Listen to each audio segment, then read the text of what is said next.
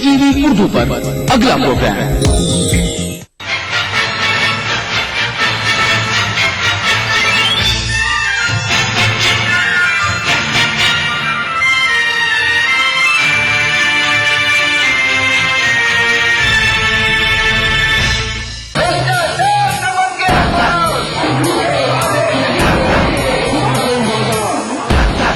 मेरा वोट मेरा अधिकार, मैं चुनूंगा अपनी सरकार। ये सिद्ध है सच को दिखाने की, ऐ इंडिया तुझको आजमाने की।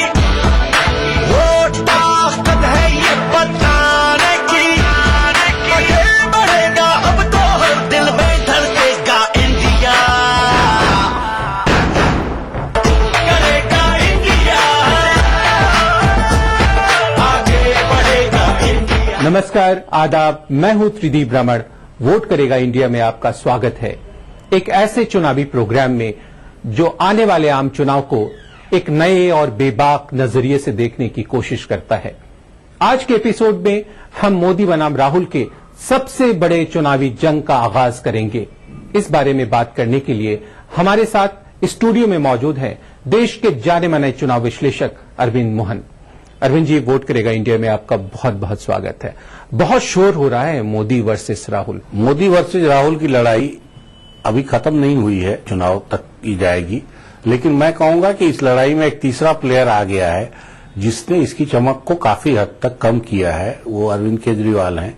अभी बहुत बड़ी राजनीतिक सफलता उनके पास नहीं है, या बहुत बड़ा संगठन नहीं है, बहुत बड़ी तैयारी नहीं है, लेकिन जिस तेजी से उनका ग्राफ चढ़ा है बहुत थोड़े समय में, उसके बाद ये संभव है कि वो इस दो तरफा लड़ाई को तितरफा बना दें। अरविंद मोहन से बातचीत का सिलसिला हम आगे भी जारी रखेंगे, पर सबसे पहले हम आपको बताना चाहेंगे कि आज के एपिसोड में हम आपके लिए क्या लेकर आए हैं खास।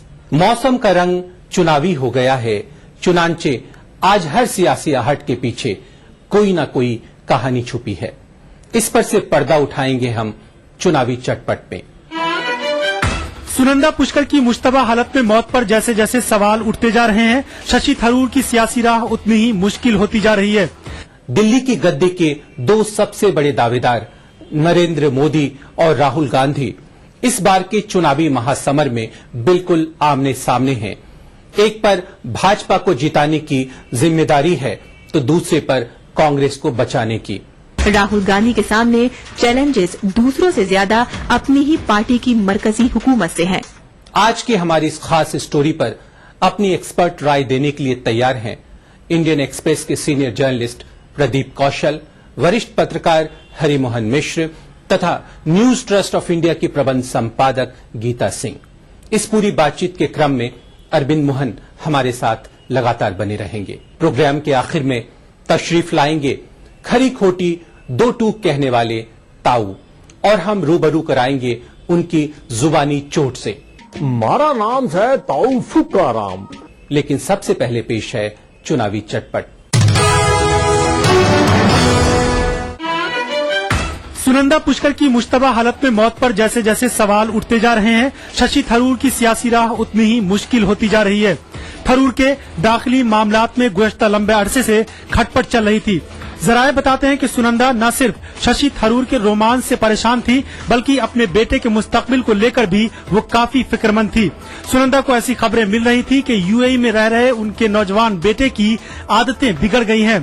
कहते हैं कि सुनंदा ने अपने कई करीबी दोस्तों से इसका जिक्र भी किया था। उन्होंने कहा था कि अपने बेटे को सेटल करने के लिए एक बड़ी रकम की जरूरत है। दरअसल सुनंदा अपने बेटे के लिए कोई बिजनेस खड़ा करना चाहती थी, पर इसके लिए वो मुनासिब रकम नहीं जुटा पा रही थी।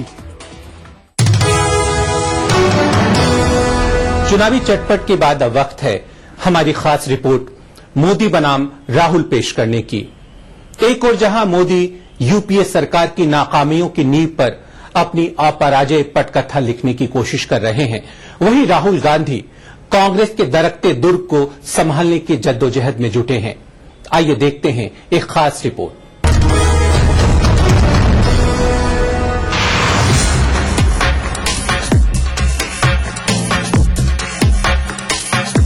राहुल गांधी के सामने चैलेंजेस दूसरों से ज्यादा अपनी ही पार्टी की मरकजी हुकूमत से हैं। तभी वजीर आजम मनमोहन सिंह ने अपने आखिरी प्रेस कॉन्फ्रेंस में तमाम नाकामियों को अपने सिर लेकर कांग्रेस क़यादत को बरी करने की कोशिश की। वो ये एहसास दिलाने की कोशिश करते नजर आए कि राहुल गद्दी संभालकर सारी गड़बड़ियों को दुरुस्त कर देंगे, लेकिन इससे राहुल को मदद मिलती नहीं दिख रही है। मनमोहन का आखिरी दौर बदउनवान और खस्ता हाल इक्तिसादियात की ही दास्तां है। वो ऐसा मुल्क छोड़ जा रहे हैं जो मंदी और महंगाई की मार से परेशान है। लोग मुश्किलात से रूबरू हैं और नई नस्ल बेहद बेचैन और गुस्से में है। इसीलिए राहुल की परेशानी मोदी या कोई और दूसरा सियासी मुखालिफ नहीं बल्कि मनमोहन खुद हैं। खाली हाथ में हाथ धरे बैठने की बजाय अगर राहुल कोई भी प्रयास करते हैं अपने नेतृत्व को उभारने का या पार्टी के जो पक्ष में माहौल बनाने का कोई भी प्रयास करते हैं, उसका कहीं ना कोई लाभ तो उनको मिलेगा। लेकिन एक चीज दिखाई देती है कि राहुल गांधी ने बहुत देर कर दी है। राहुल ब्रिगेड में जो उत्साह 2009 के चुनावों में था वो अब नहीं है। उसकी एक बड़ी वजह यह भी हो सकती है कि केंद्र में मनमोहन सिंह सरकार की जो विफलताएं हैं वो राहुल की मंडली को घेर रही हैं बुरी तरह। इस बार का चुनाव डेफिनेटली लीडरशिप पे ही लड़ा जाएगा और पार्टी हमेशा पीछे रह जाएगी, सेकेंडरी हो जाएगी, चाहे वो राहुल गांधी हो या नरेंद्र मोदी हो या फिर जैसा कि मैंने कहा एक नई पार्टी के लीडर हो। बीजेपी के नरेंद्र मोदी यूपीए हुकूमत की नाकामियों की नींव पर ही अपनी फतेह की कहानी लिखने की तैयारी कर रहे हैं। कांग्रेस का तबाह मरकज और मटिया मेट सूबाई इकाइयां मोदी के लिए इनाम बन गई हैं। इसके बावजूद मोदी का सामना अब मुश्किल हालात से है। उत्तर प्रदेश और बिहार जैसे सूबों में उन्हें कमजोर मुखालिफ का फायदा नहीं है। वहां कांग्रेस नहीं, उनका मुकाबला Samajwadi party, BSP, RJD, JDU जैसे इलाकाई पार्टियों से होगा जो अपने किले पर मजबूत पकड़ रखने में काबिल हैं। मगरबी बंगाल में ममता बनर्जी और ओडिशा में बीजू पटनायक के हाथ अभी बागडोर पर ढीले नहीं पड़े हैं। जनूबी हिंद में भी भले कांग्रेस उतनी मजबूत नहीं है, लेकिन बीजेपी कहीं मैदान में नहीं है। यहाँ तक कि कर्नाटक में भी येदियुरप्पा की पार्टी में वापसी के बावजूद कोई रंगीन तस्वीर नहीं उभर रही है। यही क्यों खासकर शहरी इलाकों में भी मोदी को आम आदमी पार्टी से भी चैलेंज है।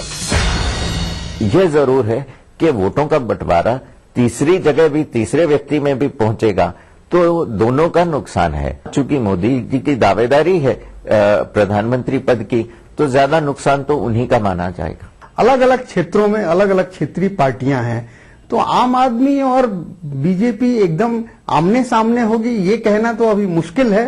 लेकिन कांग्रेस का अगर इसी तरह से सफाया होता रहा हर जगह और कांग्रेस के वोट बैंक पूरी तरह खिसकता रहा तो निश्चित रूप से बीजेपी के सामने आम आदमी पार्टी रह जाएगी। सच दिखाने की जिद जारी रहेगी, लेकिन फिलहाल वक्त हो गया है एक छोटे से ब्रेक का। आप कहीं जाइएगा नहीं, वक्त की धड़कनों को यूं ही संभाल कर रखिएगा। हम लौट कर आते हैं पल दो पल में।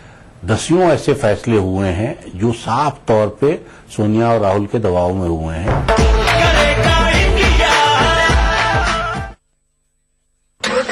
चलो बेटा, रास्ते में एटीएम पे रोक लेना। रुक रुक रुक, यहाँ मैं 2 मिनट में आया। ये एटीएम कहाँ गया? भाई साहब यहाँ पे एक एटीएम हुआ करता था। भाई साहब एटीएम यहाँ से 5 किलोमीटर दूर है। 5 किलोमीटर? पता नहीं क्या चक्कर है। चलो बेटा, तेरी माँ को फोन लगाता हूँ, पता तो लगाऊं तेरी मौसी की फ्लाइट कितने बजे की। जी। अरे पेजर, मोबाइल कहाँ गया? मोबाइल फ्लाईओवर ले ले, जल्दी कर।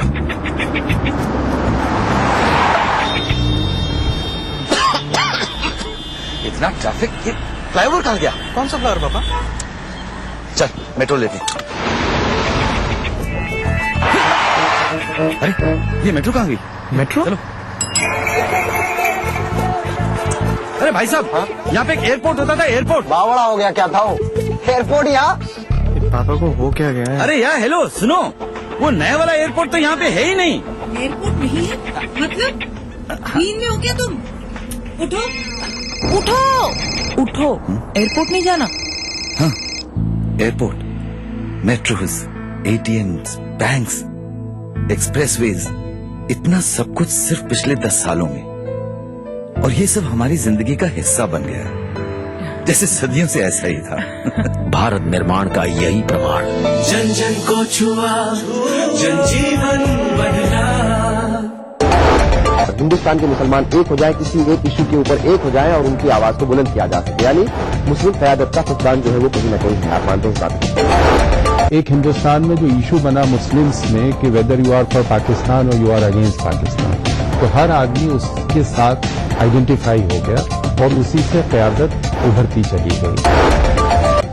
मुस्लिम लीडरशिप का जो कहीं ना कहीं फुकदान है या कमी है, ये वाकई इससे जो है लोगों को परेशान होने वाली बात है, खासतौर से मुस्लिम तबके।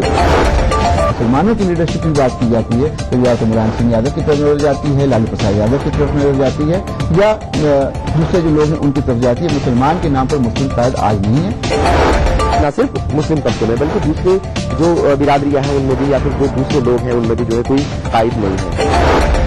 जो लोग सियासी पार्टियों में मौजूद हैं वो सिर्फ अपने बॉसेस को खुश करने की बात करते हैं। हिंदुस्तान में मुस्लिम क़यादत का फुकदान।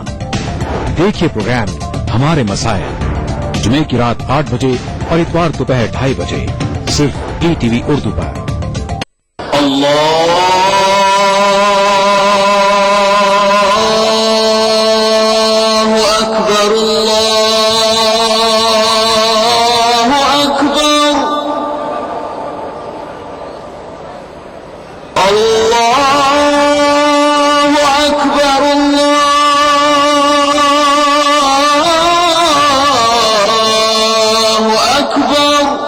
मस्जिदुल हराम से नमाज फज्र देखिए रोजाना सुबह 5:30 बजे, सिर्फ ETV उर्दू पर। जिंदगी के सफर में सच्चाई हमारी हमसफर हो। हम दिखाते हैं वही खबर जो समाज के लिए हो आईना। गैर जानिबदारी हमारा शिवा।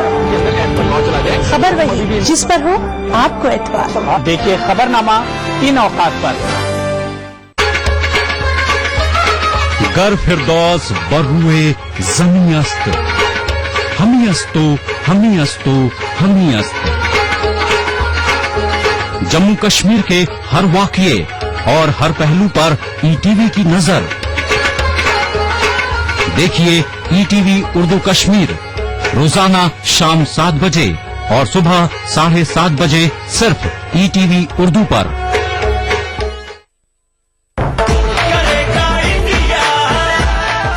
ब्रेक के बाद आपका स्वागत है। 2014 के चुनावी महासमर को एक दीगर नजरिए से देखने वाले इलेक्शन शो वोट करेगा इंडिया में।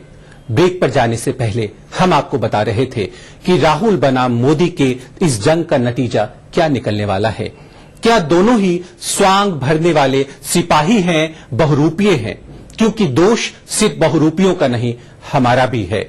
वे तो लुटेरे हैं, लूटने का मजा उठाते हैं, और हम हैं कि पुण्य कमाने के चक्कर में खुद को ही खुशी से लुटाते हैं। मुल्क के हालात सुधारने के लिए राहुल और मोदी दोनों ही लगभग एक ही जमीन पर तलवारें भांजते दिख रहे हैं। राहुल चौतरफा तरक्की के अधूरे अटपटे से सवाल उठाते हैं, तो मोदी मेरा मंत्र है विकास विकास और विकास का वादा करते हैं। राहुल को अपने पसंदीदा इंडस्ट्रियल कॉरिडोर और गैर मामूली सनतों पर एतमाद है। वो बेंगलुरु की तर्ज पर IT को तरक्की का इंजन बनाना चाहते हैं। उन्होंने असेंबली इंतखाबात में तशहीर के दौरान कहा था कि रेल और इंडस्ट्रियल कॉरिडोर बन जाए तो आपके बेटों को काम मिल जाएगा और 5 से 7 सालों में वो अमेरिका और जापान जा सकेंगे। राहुल गांधी ने जो उनके पक्ष में उस समय जनभावना बनी थी वो लाभ छोड़ दिया। वो कहीं पीछे हट गए या आलस आ गया या कहीं और उनका रुझान रहा, तो उन्होंने उस मोमेंटम को खो दिया। मोदी भी कानपुर की रैली में सनती मजदूरों के लिए एक नायाब स्कीम की पेशकश कर आए हैं। उनके मुताबिक मजदूर पैदावार दोगुना करके 6 महीने में साल भर का काम पूरा कर लेंगे और अगले 6 महीने तनख्वाह के साथ छुट्टी पर अपने गांव, खेत और माँ बाप की खिदमत कर सकेंगे। अब वो टैक्स कम करने और इनकम टैक्स से निजात दिलाने के भी वादे कर रहे हैं। इन्हीं वादों की वजह से उन्हें शेयर बाजार और कॉरपोरेट घरानों से भी हिमायत मिल रही है। कॉर्पोरेट ने भी ये देखा है कि कांग्रेस इकोनॉमिकली पूरी तरह से फेल रही, भले ही हमारे पीएम इकोनॉमिस्ट रहे हों, लेकिन आज इसलिए कॉर्पोरेट तो उसके साथ ही होगा जिसमें कि उसे उम्मीद दिखती है। लेकिन इंतखाबी मैदान में तो जमीनी सच्चाइयों से वास्ता पड़ता है। तो इस बार का जो इलेक्शन है वो महंगाई पे और भ्रष्टाचार सीट लहर चल रही है मोदी के नाम की। आम आदमी पार्टी पे बहुत बड़ा रोल प्ले करने वाला है। अगले 5 साल का दौर अपने नाम करने के लिए राहुल और मोदी दोनों को ही हामियों की तलाश भी आसान नहीं रहने वाली। आम आदमी पार्टी ने हाल तक दूर की कौड़ी लगने वाले तीसरे मुतबादिल की उम्मीद पैदा कर दी है, यानी किसी भी पार्टी के लिए कोई लहर भर से बात नहीं बनने वाली। गर्मियों में फाइनल मुकाबले में तूफान की सवारी करने में कामयाब होगा, वही कामयाबी की उम्मीद पाल सकता है।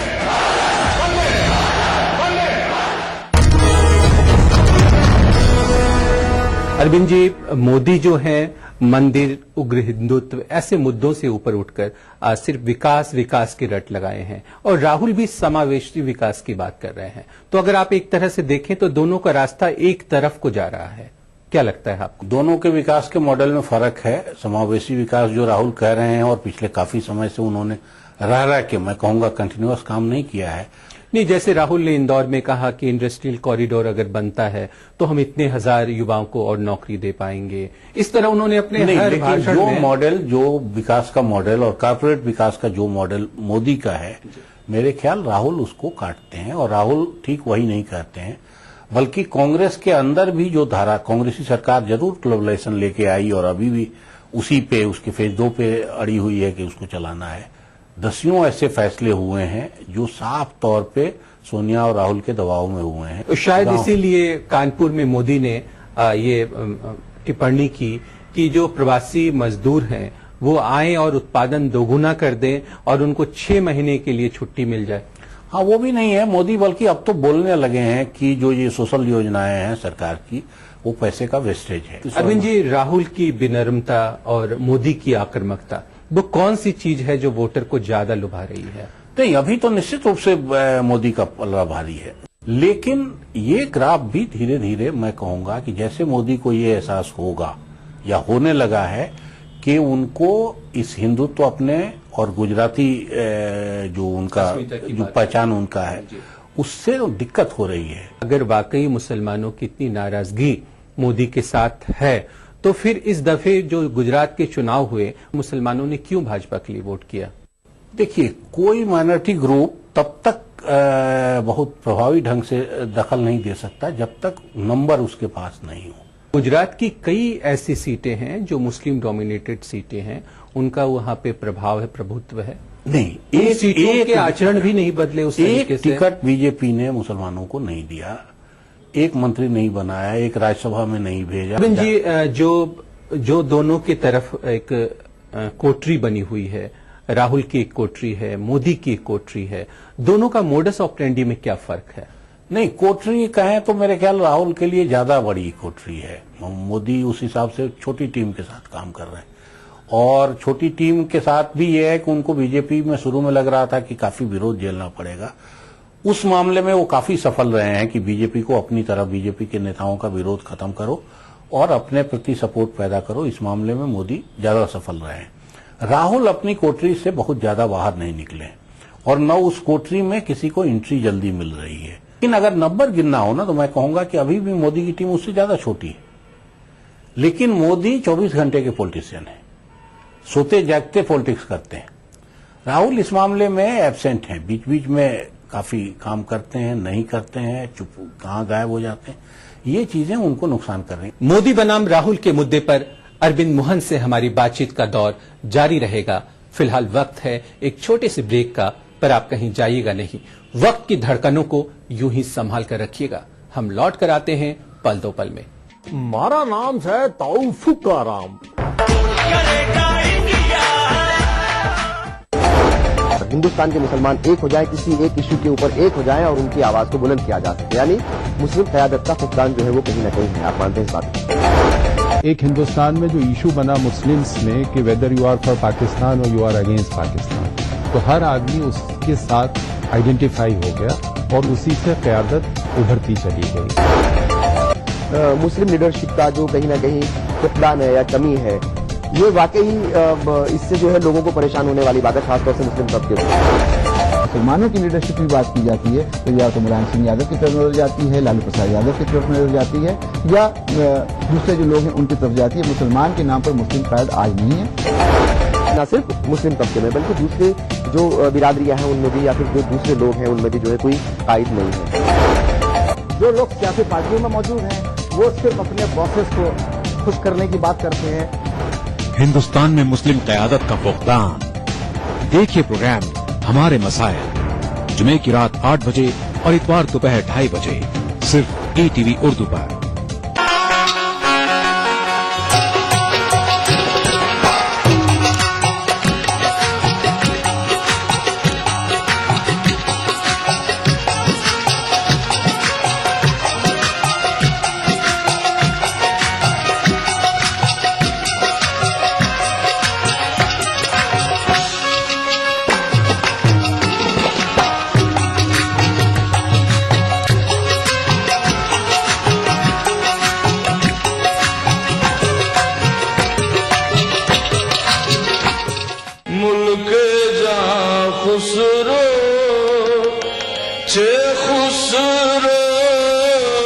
हजरत अमीर खुसरो को खिराज अकीदत।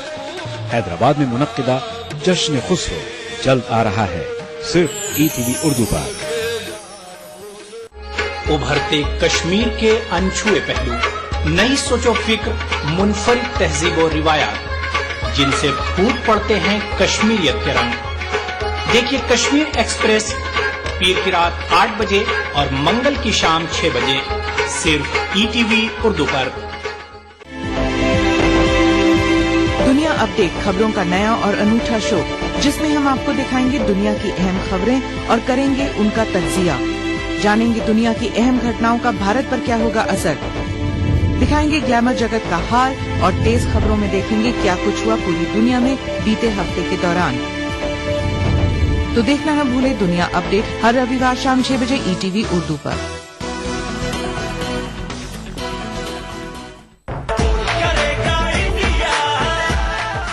जिद सच दिखाने की, वोट करेगा इंडिया में आपका एक बार फिर से स्वागत है।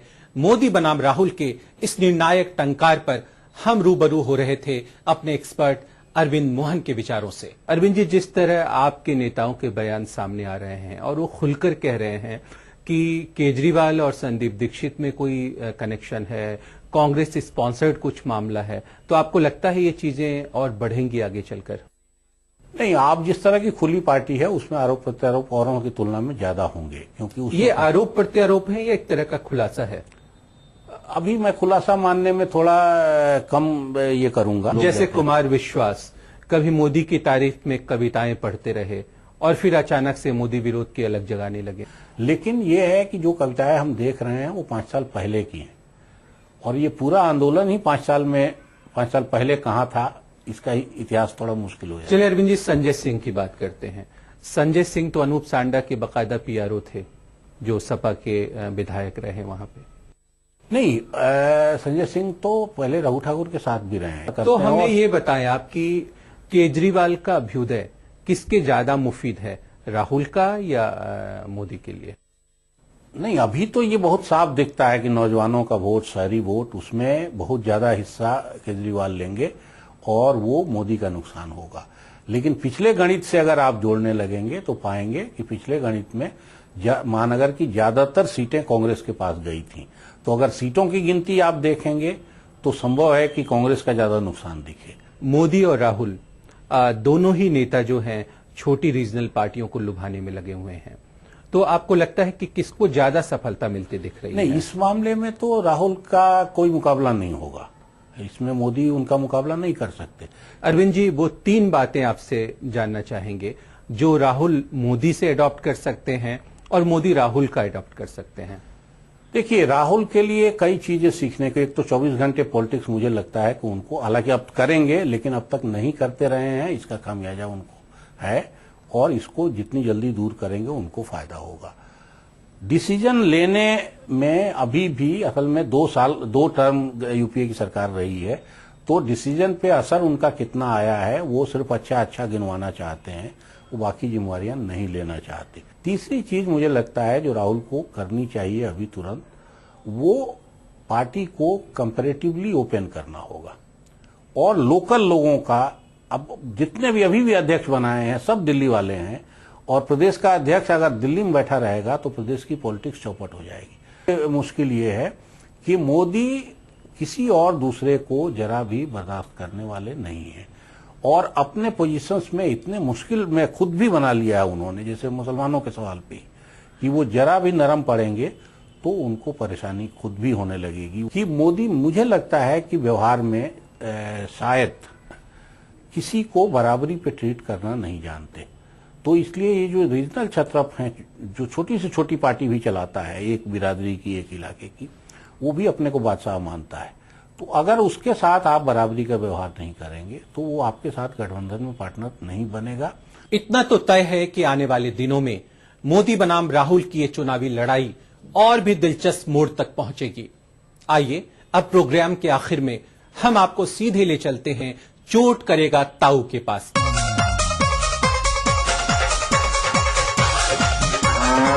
अरे राम राम भाई राम राम, मारा नाम है ताऊ फुका राम और प्यार ते मने लोग कमे है ताऊ लठमार। अरे लठमार भाई लठमार, बताओ भाई सच बोलना के लठमार होवे से?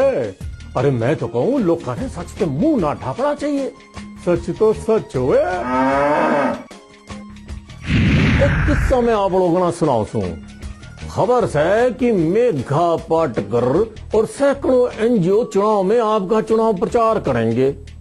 अरे करना भी चाहिए भाई, क्योंकि जिस तरह मार्क्स ने नारा दिया था कि दुनिया के मजदूर एक हो और कई देशों पर कम्युनिस्टों का कब्जा हो गया था, ठीक उसी ही तरह केजरीवाल ने नारा दिया था देश के सारे एनजीओ एक हो। देश में कांग्रेस राज देखा, भाजपा का राज देखा, अब बारी एनजीओ राज की है। राज आए ना आए, लेकिन सबको दिल्ली सरकार में प्रोजेक्ट मिलने की गारंटी तो पक्की है। मजेदार बात आपने और बताऊं भाई, खबर है कि राहुल गांधी की इमेज सुधारण खातर कांग्रेस सरकार 500 करोड़ रुपया खर्च करेगी।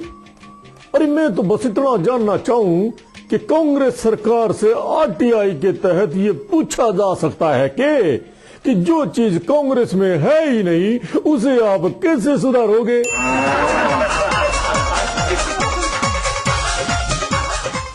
ताऊ की राम राम के साथ हमारा भी आपको अलविदा कहने का वक्त आ गया है। इस प्रोग्राम के बारे में आपकी राय, आपके सुझावों का हमें बेसब्री से इंतजार रहेगा। आज के लिए बस इतना ही। आपसे अब सोमवार की शाम 6 बजे फिर होगी मुलाकात इसी चैनल पर, इसी प्रोग्राम में, सच दिखाने की इसी जिद के साथ। मैं त्रिदी ब्राह्मण अपने साथी चुनाव विशेषज्ञ अरविंद मोहन के साथ आपको कहना चाहता हूं अलविदा, शुभ रात्रि, शब खैर, गुड नाइट। तुम्हारी मेज चांदी की, तुम्हारे जाम सोने के, यहां जुम्मन के घर में आज भी फूटी रकाबी है।